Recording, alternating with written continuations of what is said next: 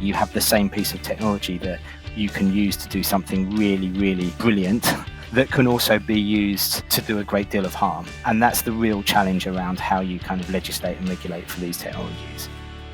Welcome to a brand new episode of Start to the Top, our podcast about leading differently. I'm Zoe Ammer. And I'm Paul Thomas. Our podcast exists to help leaders and their teams understand what they need to do differently today to prepare for the world of tomorrow. We started Starts at the Top as a podcast about digital disruption, but we soon realised that leaders were telling us about something far more important and urgent, about how traditional ways of leading had changed forever. We make it our mission to speak to leaders who are carving out new ways of leading, and we cover topics from emerging tech to inclusion, from remote work to mental health and climate change.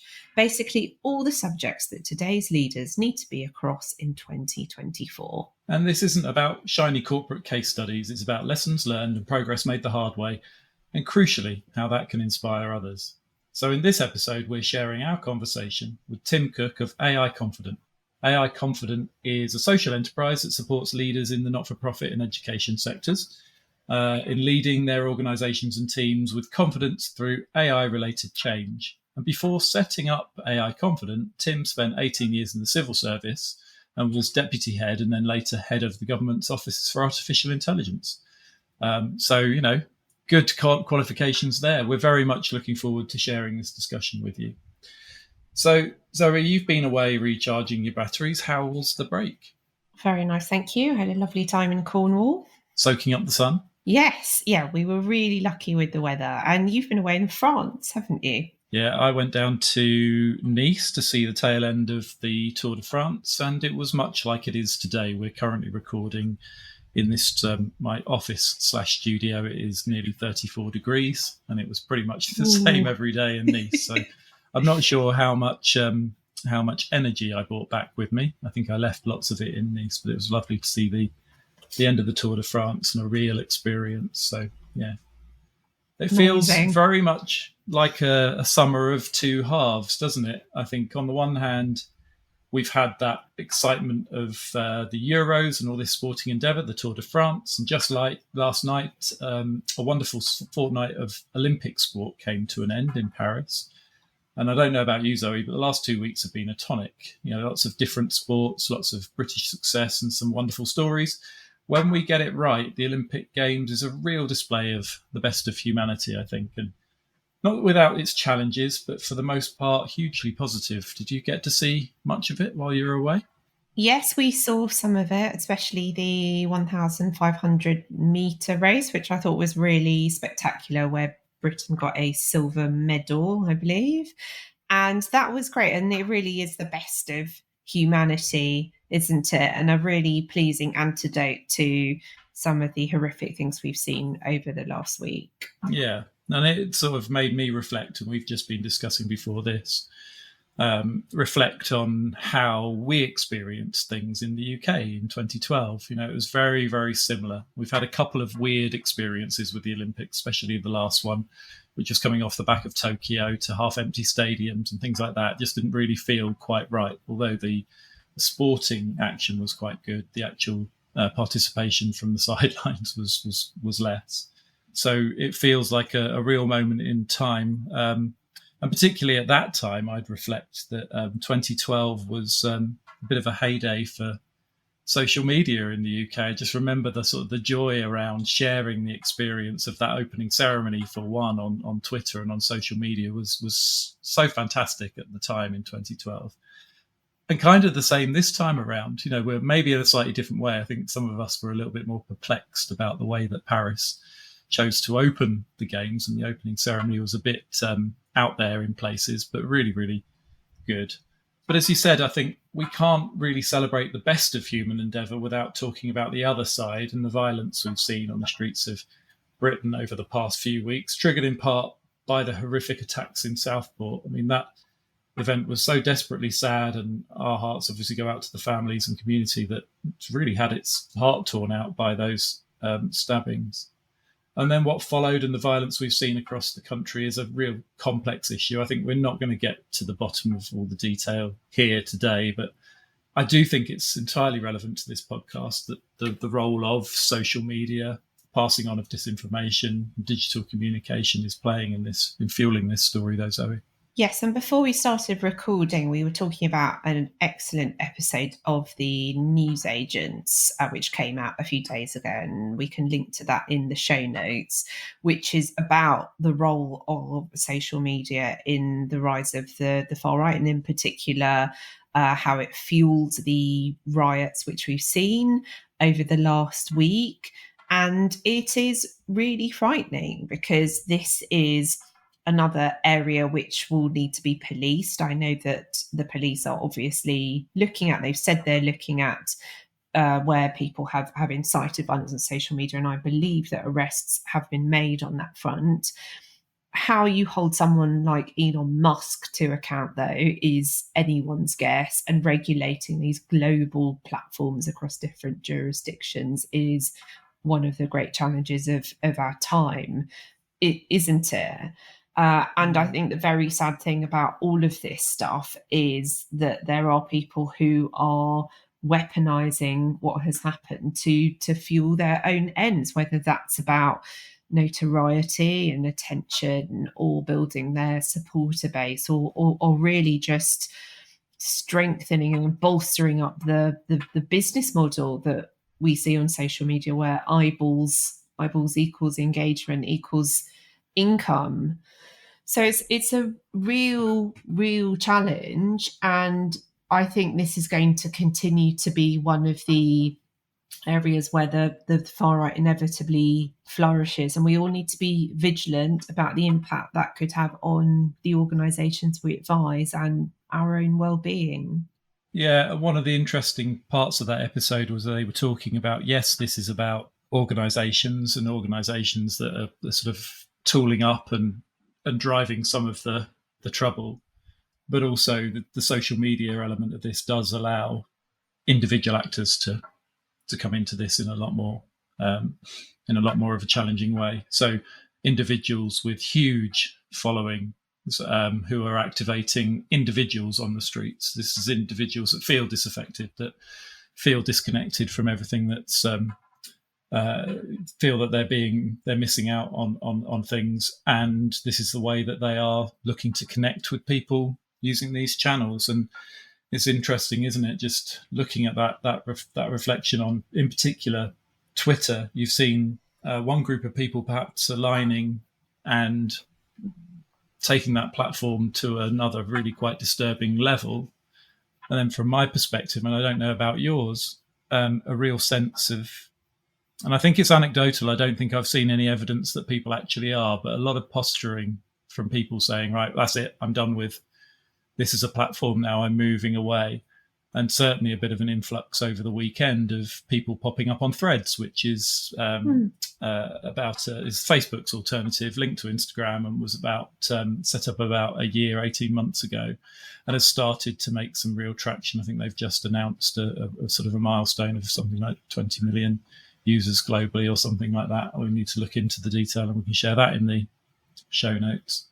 But yeah, people looking for a genuine alternative. But if we leave, it's a bit like you said just now when we were talking, it's the inaction. If we leave Twitter to the people that are turning it into a space where it is full of hate and vitriol, we do nothing to fight it. And I think it was interesting to see the analog, I guess, the analog change that we saw last week, where people were taking to the streets to get angry, but they were faced with people taking to the streets to protest back to the anti-protest movement, and people taking to the streets who weren't going to have it. They were just showing a force of strength. It's kind of, we need to see the equivalent online, I guess. Yeah, and that's where we are all up against the algorithms, aren't we?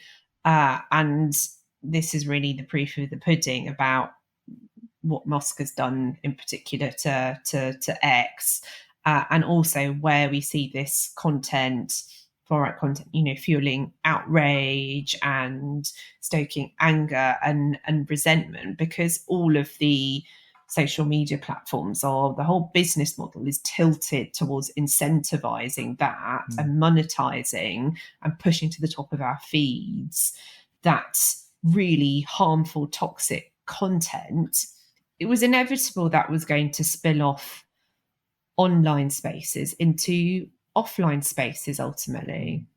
Yeah, and it's going to be a challenge. I think it's going to be a fight across those two fronts, isn't it? The police have got their work cut out for them on the streets. Hopefully that feels like, and that again was part of the newsagents podcasting over the weekend, was how that seems to have died down, I guess, faced with the threat of imprisonment and huge charges against them, plus ordinary folk taking to the street to push back. That seems to have died down. We got through a weekend of searingly hot temperatures without too much incident, but it's always going to be there bubbling under the surface. So it'll be interesting to see how the government and how the police continue to tackle things and what they actually do to some of the purveyors of hate online. So what I would say about that, Paul, is I completely agree with what you've just said. I'm very thankful and very grateful to see that the racist and violent disorder has absolutely calmed down. I think that there are still a lot of people who are on edge and looking over their shoulders, particularly people of colour. And that is something that is going to take time to improve, for everyone to feel confident and safe again. And I also think what makes this especially complex, and this is really just reflecting on my own experience over the last week, is that yes, there is the immediate threat, however contained that is, that the far right pose to Britain now. Inevitably, though, I also think that there are a lot of people of colour who will probably be carrying some kind of trauma from racism they have experienced previously. I would put myself in that category. And the events of the last week, and again, I'm just speaking from my own experience here, have made me realise the weight of some of the things that I carry. And I very much doubt I will be alone in that. So I think it's very important with organisational culture now and the actions that leaders take. They're really cognizant of how they may be able to move on if they're coming from a position of privilege. But there are people in their organisations, whether they're staff or volunteers, who will be processing and dealing with a lot of things, both past and present, and they will need to be mindful of that.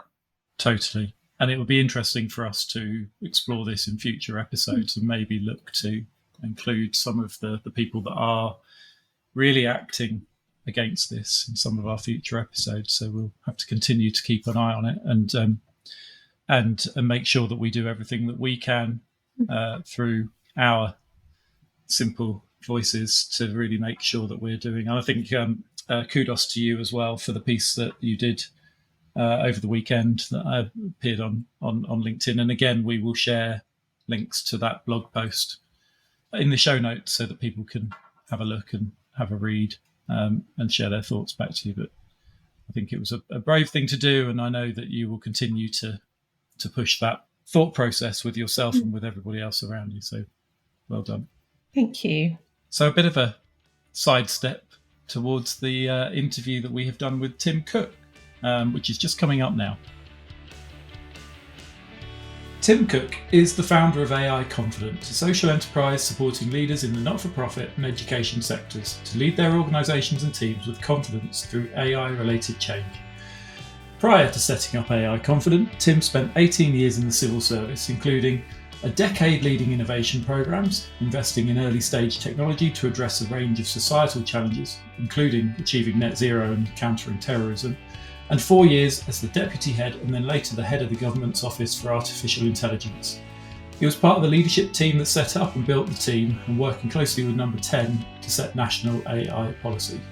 Tim has always been a champion for AI skills. During his time at the Office for AI, he was responsible for securing funding for initiatives such as the £50 million Turing AI Fellowships and a £13 million programme for AI Masters conversion courses, supported by scholarships to attract people from underrepresented backgrounds to study AI. Tim is also a qualified leadership coach, AIConfident brings together Tim's passion for AI skills with his leadership coaching and change management experience to ensure that leaders in some of the most important organisations in society are equipped with the knowledge and skills to lead their teams in an AI-enabled world. Tim, welcome to Starts at the Top. Thank you very much, Paul, and thank you, Zoe, for having me. No problem at all. Thanks for joining us. So I just wondered whether we could start by just trying to situate and prioritise AI. Our listeners are leaders who are contending with a lot of big issues at the moment, big challenges, and there's a lot of noise about and around AI. So just how big a priority should AI and AI strategy be for our listeners just now? Yeah, I mean, it's a great question, and I completely appreciate, having spoken to a number of leaders across the sectors that we talk about, that this is just another thing that is causing them stress and challenge. I think the first approach I would say is this is something that is going to change a lot of things. It's going to change the tools that our teams have in order to be able to do great things. But it's also going to change the tools that people who want to do harm to us or to our communities have at their fingertips to do that harm. It's also probably going to change how we interact with the internet and with things like apps and so on. It's going to change the world of work that young people enter. It's changing our relationship with knowledge, with fact, with truth. So there's a lot of lot of things that this AI-related change is bringing about, and one of the things that I would be asking leaders is not necessarily what is the AI that I need to focus on, but actually which of this set of changes is going to impact my organisation, and seek to understand that or those things first. It is undoubtedly bringing a lot of change. That change is both external, as in to the world around the organisation and the world in which our organisation exists. And that change is also internal, because we're going to have to look at new processes and new approaches for how our teams use AI technology in the course of their day job. I think the important thing for leaders to start thinking about is, of those changes, what's my priority? Is it my priority that I get everybody using ChatGPT or Gemini or which Copilot or whatever within the organization? Or actually is my priority the fact that there's a huge uptick in the number of child sexual exploitation images or deep fakes or that kind of imagery, or another impact on the community that they work with, and to think about it through the change that it's creating, rather than as another thing that they just have to get to grips with, and feeling like they have to get to grips with all of it at once. And when you talk to leaders, do you think they're aware of the scale of the change that's coming? Not all the time. Usually my introductory talk has a few videos of things like the capability to synthesize your voice and have it have your video look like you're speaking another language with your lip movements and everything else. When you show that kind of capability that is freely available to people, it is audible, often, the gasps that you get in the room. And my kind of key message is, as you show those kinds of capabilities, we need leaders to be thinking at the same time, how can we do great things with this technology? And also, how might other people be using that technology in ways that might harm what we're trying to do as an organization? But I think there's definitely a range, and I've certainly noticed, as you kind of survey people before you go and work with them, a definite uptick in the number of people who have at least engaged with the technology. But I also still think there's quite a gap between having used ChatGPT to write the start of an email and actually having taken a step back to consider the broader consequences of AI for the world that the organization exists within. That's so interesting. I mean, it really chimes with my experience in the charity sector, that gap between the tactics and thinking more strategically about the opportunities and also the harms that come with these tools. What do you think it takes to close that gap for leaders? I think it takes, first of all, having your eyes open to what is out there, and that it is understandable that leaders don't, because as Paul said at the top, people are facing day to day a whole set of challenges, and just keeping up to date with the things that are going on in your space is difficult enough when you're in a leadership role. Adding into that understanding of a technology that has moved so quickly over the last 18 months. 12 months ago, we were talking about ChatGPT and the ability to do text-to-text stuff, some of which was pretty average, some of which was quite impressive. We're 12 months on from that, and we've got some really, really advanced generative AI technology out there in the kind of video to video, text to video, image to video, image to image, all sorts of different ways that you can use the technology now, and keeping up with that is difficult. So I think the first thing that I'd say is leaders just being shown the art of the possible now, and opening everybody's eyes to what is possible. And then I think for me, it then comes to that conversation about what is it that we're trying to do?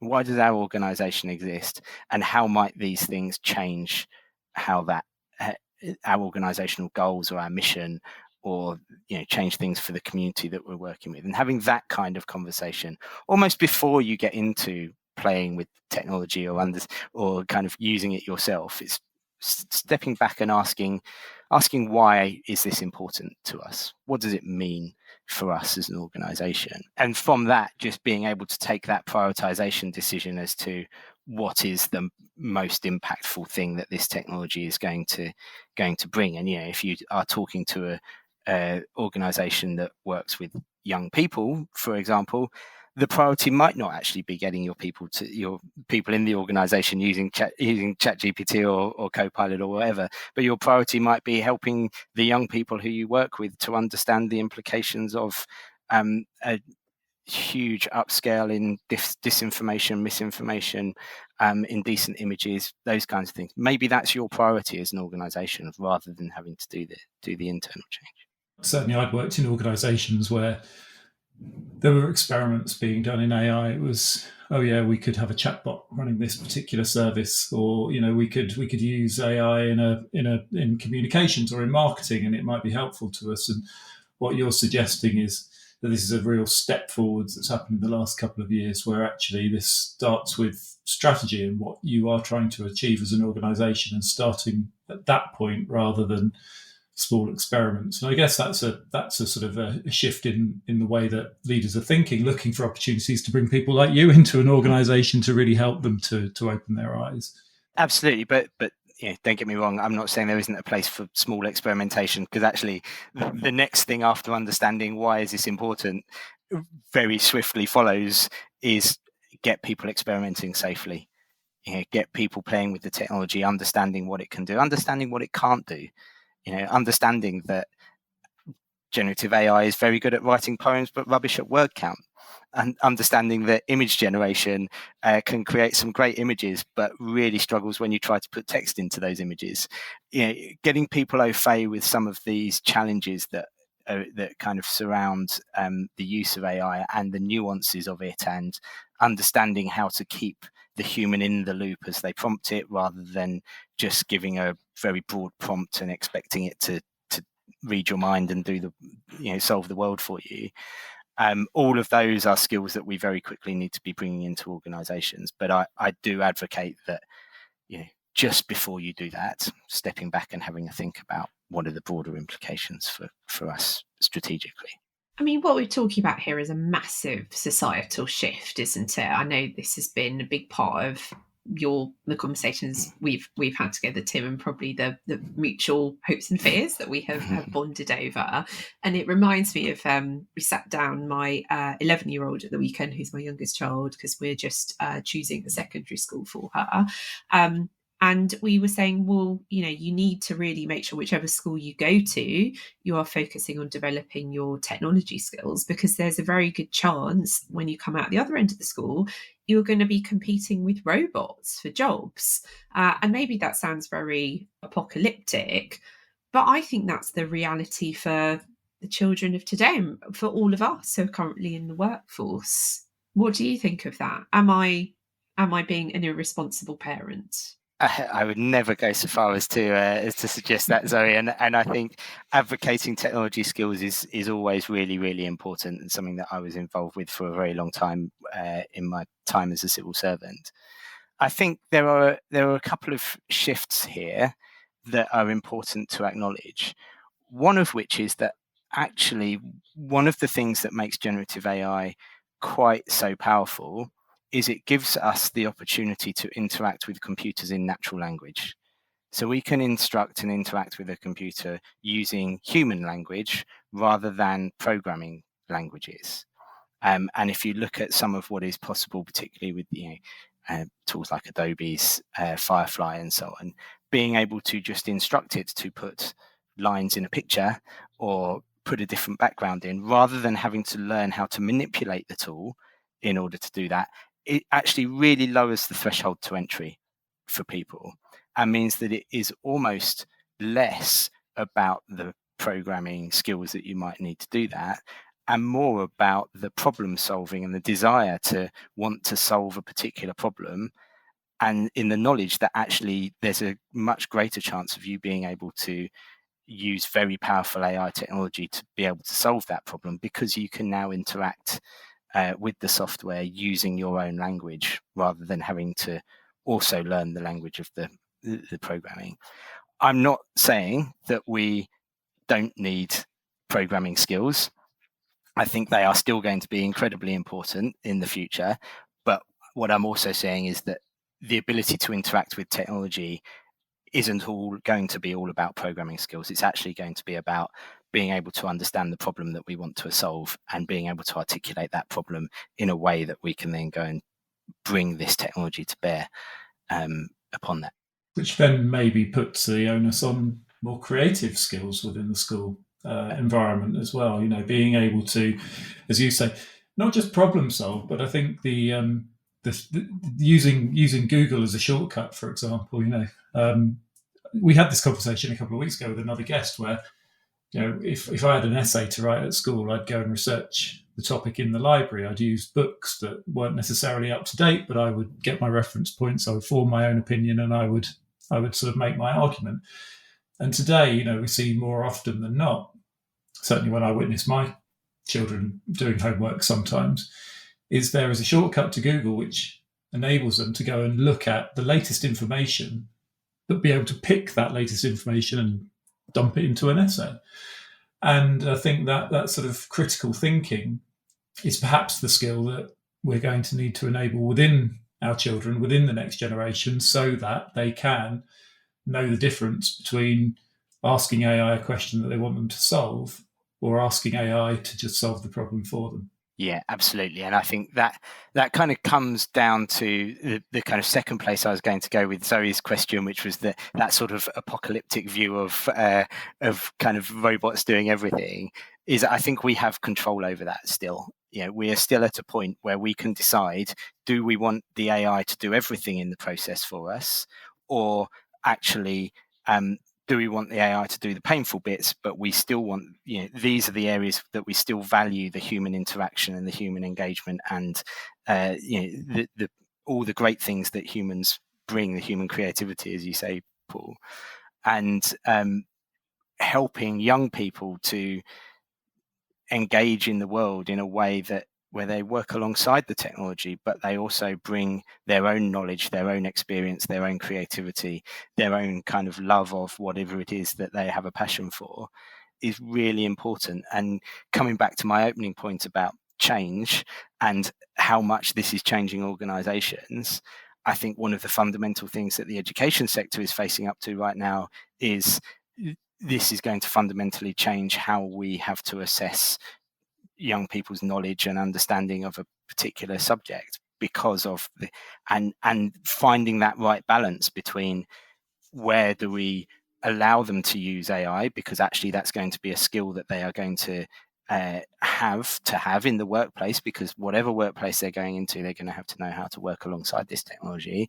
But how do we make sure that they also have sufficient knowledge to be able to understand when they're not getting the right answer out of an AI tool, or are able to work not being alongside an AI tool, because those points in time will also be really, really important in their development.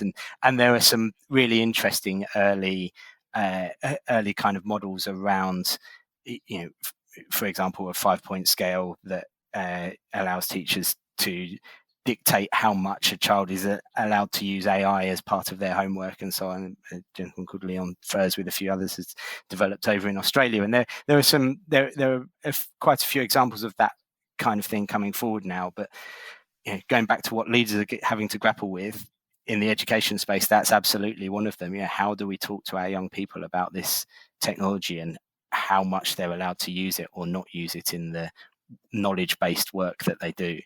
And when we come to assess people on knowledge, how do we do that in a world that has generative AI tools? There's a huge amount to think about, isn't there? Okay, well, let's come back to risks and also opportunities in a moment. I just want to take you back in time to when you set up Office for AI. And I know from our previous conversations, it was a bit of a turbulent period generally because there was so much going on.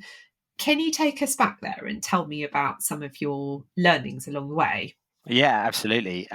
So I kind of joined the Office for AI off a background of, as Paul said at the start, running various innovation programs where my teams have been funding a lot of AI technologies to address particular societal challenges that we were working on. So that kind of piqued my interest in AI. And I then saw a job advert for the deputy head of the government's Office for AI, this new organisation that was being set up. And I thought that sounded really interesting to go and do some of the macroeconomic policy space around this technology. That was around 2018, summer 2018, and we grew the Office for AI from a very small number. I think 6 was the founding number, and we took that up to about 20. And I think now it's gone on to be a massive organisation within the within government as the kind of AI safety conversation in particular has gone on. But the kind of that period, if you remember back to your politics, was kind of end of Theresa May era. There was a lot of change going on. I said to my boss many a time, I came into this job expecting to learn a lot about AI.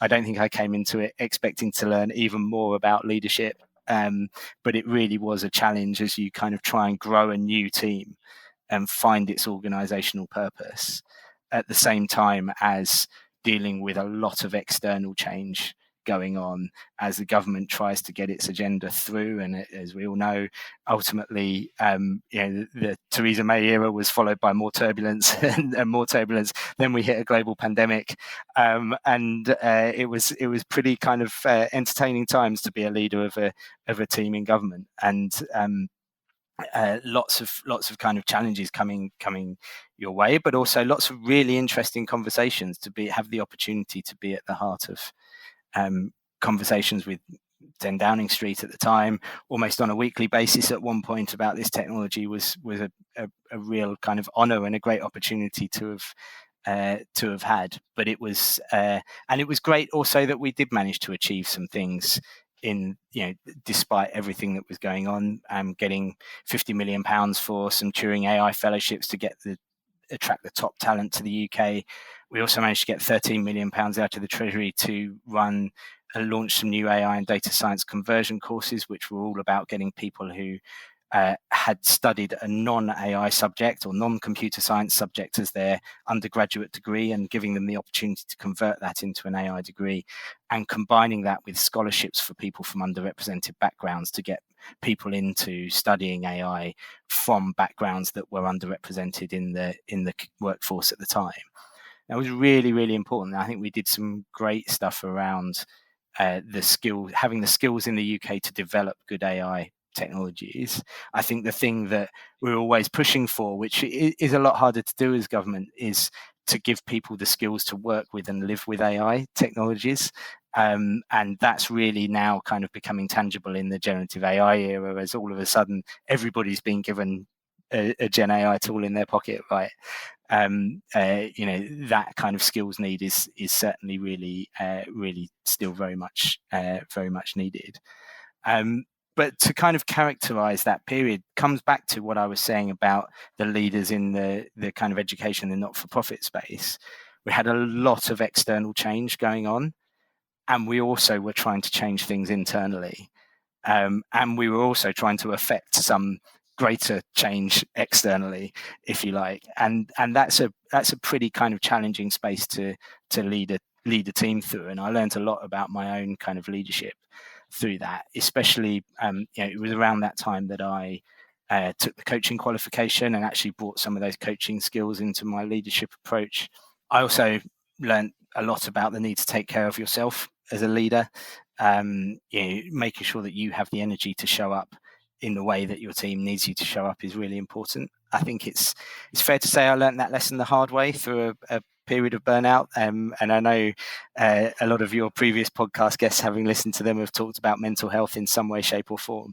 It's such an important subject as a leader, and being able to take care of that side of things as well, in order to have the energy that your team needs is so important. So I learned a lot through that period, but I think ultimately that kind of dealing with external and internal change at the same time is what's motivated me to want to help other leaders who are now in that same boat, facing up to AI as one other thing that they've got to deal with amongst everything else. Yeah, that's really interesting. And thank you so much for doing all that amazing work. And I know it wasn't easy, and obviously took a personal toll as well. So thank you very much for sharing that, because I think it's important that people understand the human cost of working right at the edge of that kind of transformative change. And with government, your impression, having obviously worked on all of those amazing projects behind the scenes, do you think that right at the heart of government, obviously who is at the heart of government does change quite quickly these days sometimes, do you think they get the magnitude of this, of the changes that are coming? 100%, I think they do, and I think you have seen from 2018 a very small team going up to something which is now, I couldn't put a number on it, but it's an order of magnitude bigger than the team that we had at the point that I left in 2022. And you saw the AI Safety Summit back in November 2022, which was a UK led thing. So I think there's definitely a lot of focus on the technology and the transformative nature of it. I think there has been a lot of focus on the existential risk, and actually I think there's a lot of more nearer term risks that are playing out as harms already that we're seeing. And I think as we go into a world where at the moment the UK seems reasonably reluctant to enter into any broad regulatory work around AI, notwithstanding the regulation that's happening in the various regulated sectors already on AI, we are going to see those harms play out. In my view, I think there could be a bit more support, therefore, for those organisations who are picking up the tab for those harms, if you like, whether that's schools, whether that's not-for-profit organisations, whether that's other arms of government. But as some of those harms start to play out, a bit more support for those organisations who are, as I say, picking up the tab, I think would be a very welcome support. Yeah, I totally agree with that. And for anyone less familiar with this space, could you say a bit more about what those harms are, what you're seeing, and also what you think might come to pass, what harms you might see during what is set to be another very turbulent year? Yes, absolutely. Well, I mean, I've kind of mentioned already a couple of the harms around child sexual exploitation, for example. The challenge with this technology is that you have put in the pockets of everybody the ability to generate new imagery, new text, new audio, new video. And that technology would previously have only been available to organizations who had millions of pounds and some machine learning expertise in the organization. Now it's available to everybody, and people are using it for great things, but people are also using it for nefarious things. And it's that makes it quite so hard to regulate. It's very easy to say we should regulate AI, but actually you have the same piece of technology that you can use to do something really, really brilliant, and world changing for somebody that can also be used to do a great deal of harm. And that's the real challenge around how you kind of legislate and regulate for these technologies. So some of the harms that you're seeing are, for example, people using the technology to remove people's clothing in images, and then those images being put out there. Either you're seeing the Taylor Swift example that was all over Twitter. Similarly, there are things coming out of the National Crime Agency about a huge increase in the number of child sexual exploitation images. You're also seeing a significant increase in phishing attacks, so cyber phishing attacks, and again, those play out generally in some of the most vulnerable sectors of society that we have, because they are the people who are the most susceptible to those kinds of phishing attacks. We are also in a year where I think 4 billion people go to the polls, give or take whether the UK goes to the polls this year. Technically, it could be next year, but likely 4 billion people will go to the polls this year. The ability to generate very realistic, synthesized voice, image, text is going to have a significant impact on elections. We've already seen examples of Biden's voice being deep-faked and used to make what they call robocalls to voters in a particular state, telling them not, specifically to Democrat voters, telling them not to go out and vote. There are a number of different ways that these technologies can play out as harms. And the thing that I am saying to anyone who will listen is we need as many good people taking on the opportunities that these technologies present and making sure that those opportunities outweigh the harms that we are seeing, because we are going to see those harms, and we do need organizations to have their eyes open to those harms. But we also need to make sure that we focus much of the conversation on the positives as well, and helping organizations to make the most of the technology. So where do you see the main opportunities then for non-profit leaders? Obviously, the risks are pretty terrifying. In terms of the opportunities, what do you think leaders should be considering? I think the opportunities here are absolutely huge. And let me just kind of reiterate why generative AI in particular, and let's just remember generative AI is the thing that everybody's talking about at the moment, but AI technologies more broadly have been around for a long time and still also present some amazing opportunities. So there are 3 reasons why generative AI technology is quite so transformational. One of those is all the AI technologies that we've dealt with in the past have been classifying information in some way, shape, or form. So they classify this as being your face or not your face. They classify something as being a brain tumor or not a brain tumor in an image. The technology has been able to classify things. We've now moved into a world where AI technologies are able to generate new content, and that's one significant change. The second significant change is that it's widely available. We've touched on that already. And the third is that ability to interact with AI tools using natural language. And those 3 things combined mean that almost anything is possible here with this technology. You might, yes, need a bit of extra resource to help you do it. But I'm really urging organizations to consider things like your text-to-text engagement with ChatGPT and getting everybody doing that. That should just be your basic playground entry-level stuff, right?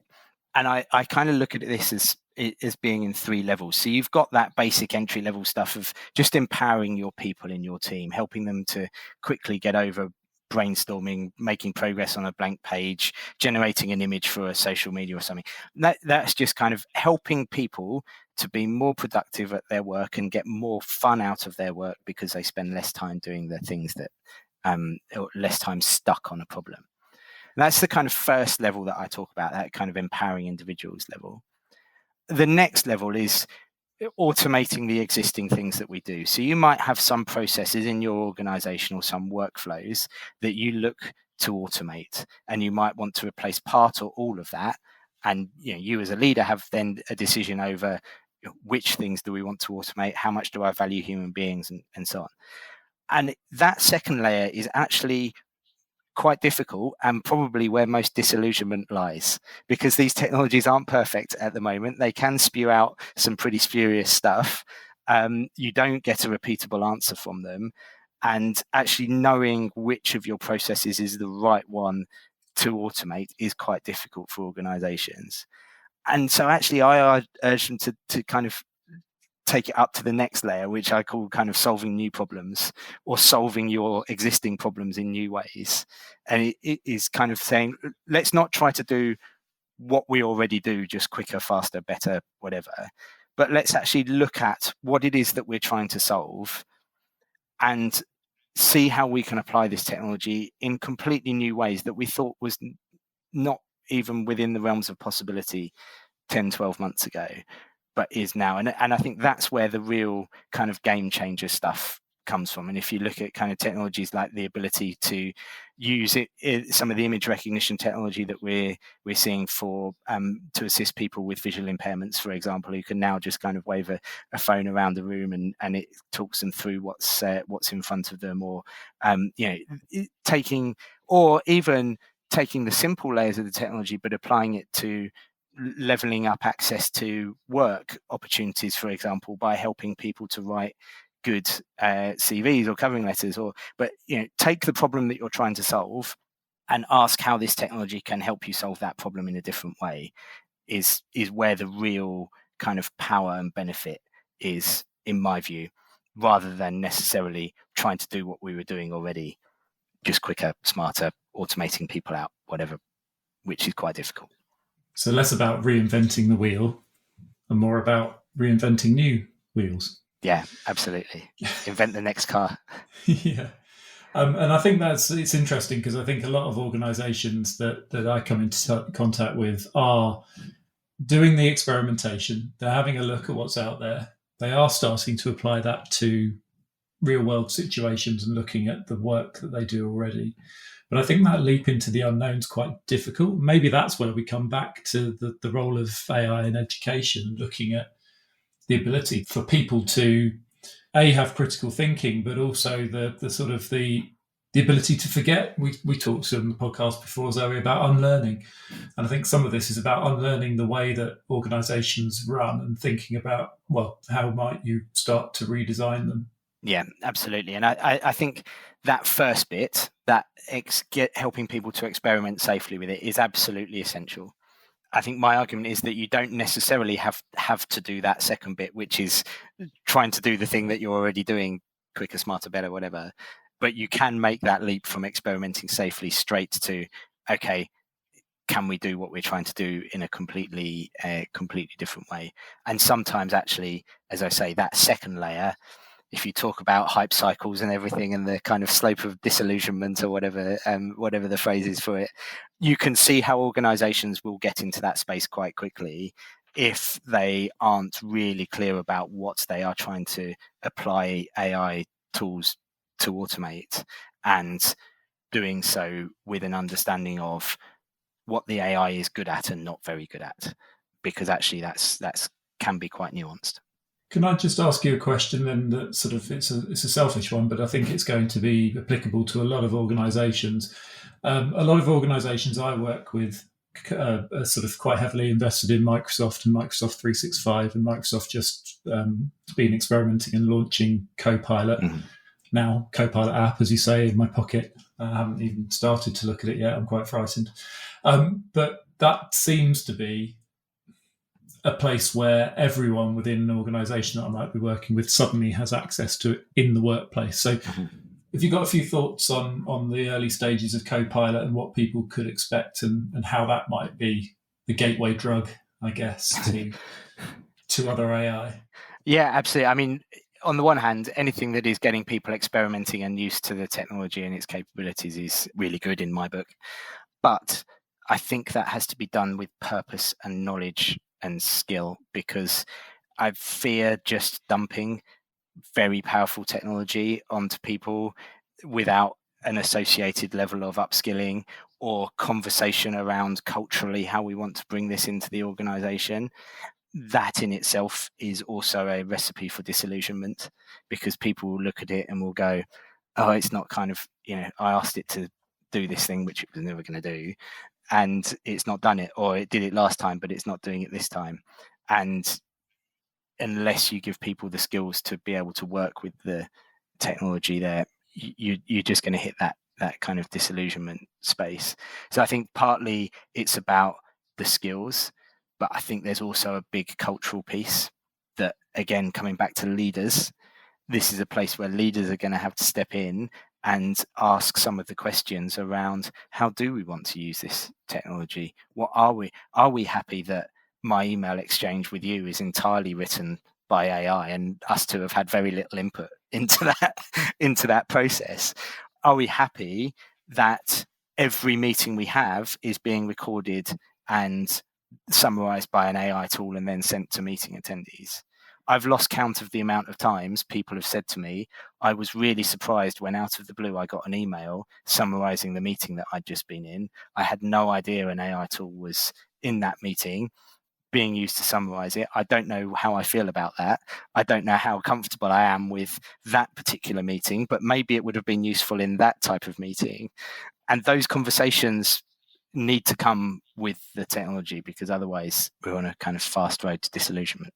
It's interesting, isn't it? So I've started testing the tool that Google Workspace has just released, or the new iteration of that tool, Gemini, and using that tool to write some of my emails, not all of them, just the kind of routine ones. Not the ones you sent to me, no, say.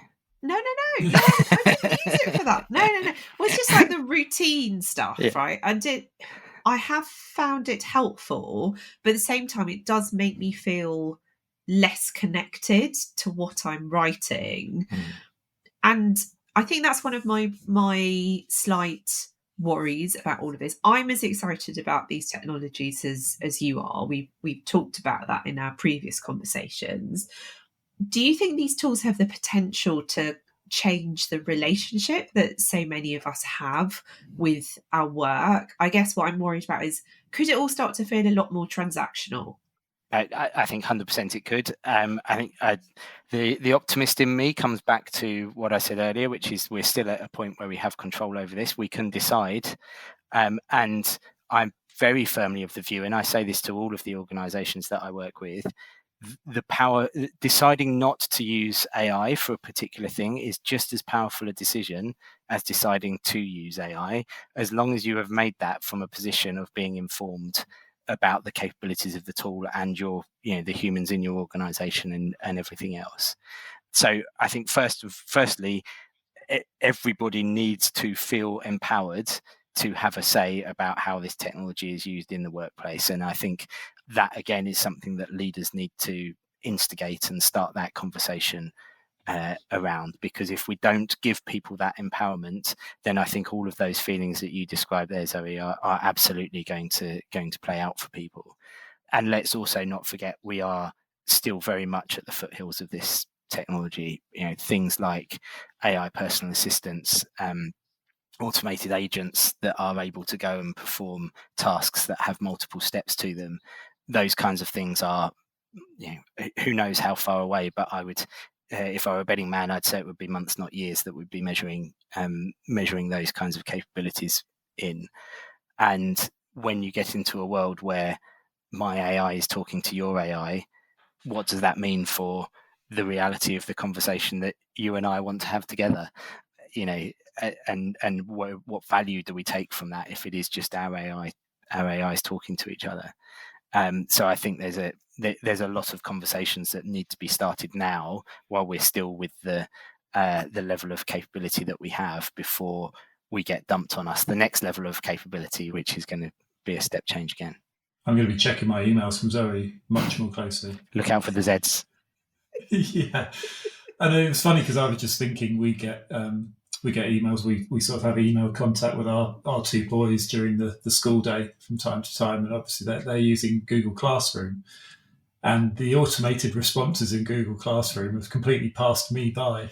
When my youngest was sending us messages almost like, thanks very much, kind regards, you suddenly notice that some of this stuff is creeping in, and I think it's right. I mean, I get quite furious at things like Calendly and things like that, where people sort of say, oh, you can just go and have a look at my calendar, and it takes out that sort of, you've got to have a certain amount of that human toing and froing, haven't you, does that time work for you? Yeah, it works for me. Not, we'll just have a look at my calendar and book in a slot that suits. And I get it. I do get it. It's all about sort of shaving minutes and hours and days off and helping you be more productive. But that slight disconnect from the human touch, I think, is what scares me a little bit. And I think what that speaks to is values, and that is going to play out both at the individual level but also at the organisational level. And when you speak to a bunch of different organisations, even just different schools, the way those schools' values play out in how they want to use AI tools really varies significantly. And we have absolutely no norm for this kind of thing yet whatsoever. There's no cultural norm for it. And so I have, I go into one school and I speak to them about AI, and they say, absolutely no way are our teachers using this for report writing, because we really value that human engagement and the value that you get from a parent knowing that it's been, your child's teacher is going to another school.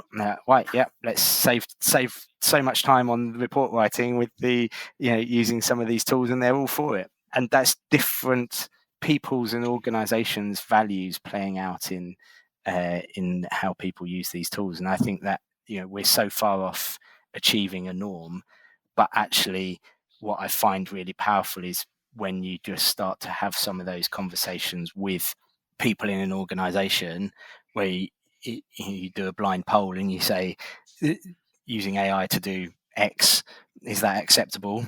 Always acceptable in some contexts, or never acceptable? Just a simple question like that generates so much debate and conversation, because actually you get such a wide variety of answers and so many kind of people challenging it from different perspectives. And I feel we're not having that conversation enough.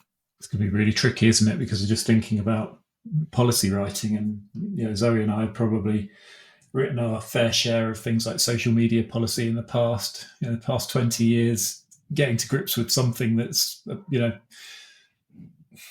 quite conversational. It's quite I was going to say single-faceted. It is multifaceted, but not quite in the same way as this conversation about AI. And if you're sitting down as an organization and trying to put your policy, your strategy for AI together, it's got to touch into every single area of the work that you do. Yeah, absolutely. But you can, in my view, start that with some high-level principles.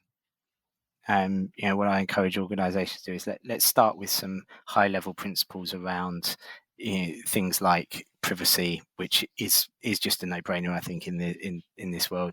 But transparency is one that I feel is so important. When you're in the world of AI, people talk about transparency a lot. They mainly are talking about transparency of the AI models themselves. How much can we see into the model to know what it's doing? But actually, I think there's an equally important piece around organizational transparency in how we use it. And by that, I mean sharing in an organization where we're using the technology between people, which is an immediate barrier to unethical use. Because if people are sharing it, they're far more likely to use it in a much more ethical way. There's also a transparency piece, particularly if you're an organization who works with external clients or has a community base or whatever, that you are transparent also about how you're using it externally, and what principles you're going to adhere to. And if you've got any, we would never use it for this, but we might use it for this type language, I think is so important, because it starts to kind of enter into that debate and conversation. So I think if you can set out some high-level principles around how you want to use the technology, you can start there, rather than feeling like you have to do this mammoth piece of work that goes down into every nook and cranny of the organization and describes how we're going to use it for every single thing, right? Because what you start doing then is you're kind of almost stifling the potential for innovation. So I'm very much an advocate for, let's set some high level principles, and then let's make sure every time we are using AI in a particular way, we are using it in a way that is consistent with those principles. And let's start there because you don't necessarily want a policy on you can use AI for this email, but not that email, and not that email, but this email, or, whatever, because you'll be there for forever writing it, right? Amazing. It's been fascinating. Thank you so much, Tim. Really interesting, a really useful cut out and keep guide for leaders about what they need to be considering and the AI landscape. And as you say, there's so much to plan for, isn't there, around the impact on staff and also culture and strategy as well. So thank you so much for sharing your wisdom today. We really appreciate it. Pleasure. Thank you very much for having me both, and I feel honoured having seen some of your recent guests that you've had on as well. You've had some stellar guests, so I feel slightly out of place, but thank you very much for having me on. Stellar guests, Tim. Thank you. All our guests. And they were real. They weren't AI generated. Yeah, yes, absolutely. To be transparent, they were real. Thank you so much once again to Tim for coming onto the podcast and sharing his thoughts with us. I feel like we could fill hours of podcast time talking about AI and still not scratching the surface of the discussion. So I hope this episode will be a help to those beginning to explore what it means to their organisations. Yes, thank you to Tim, and I'm glad you're excited for more AI-focused content for, because next time we'll be sharing our conversation with Jim Saunders from RNIB about the work he's doing, including very exciting developments in AI. As always, we really do appreciate that you've listened all the way through to the end of this episode. Thank you very much. And you can support the podcast by leaving us a 5-star review wherever you listen to us. It really does help us to reach more people. So if you've enjoyed what you've heard today, do share us with a friend. Thank you so much for listening today, and we'll see you in a couple of weeks with a brand new episode of Starts at the Top. See you then, and bye for now. See you next time.